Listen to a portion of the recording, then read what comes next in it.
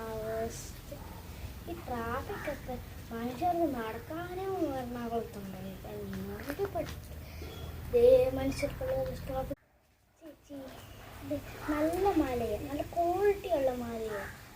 ഇത് ക്രിസ്ത്യൻസിന് നന്നായിട്ട് യൂസ്ഫുൾ ആവും. നമുക്ക് ഈ ഇടയ്ക്ക് കൊണ്ടൊക്കെ വെള്ളമൊക്കെ ഇവിടെ നിന്ന് തുടങ്ങി ഈ വെള്ളയിലാവുമ്പോൾ തീരുന്നതാണ്.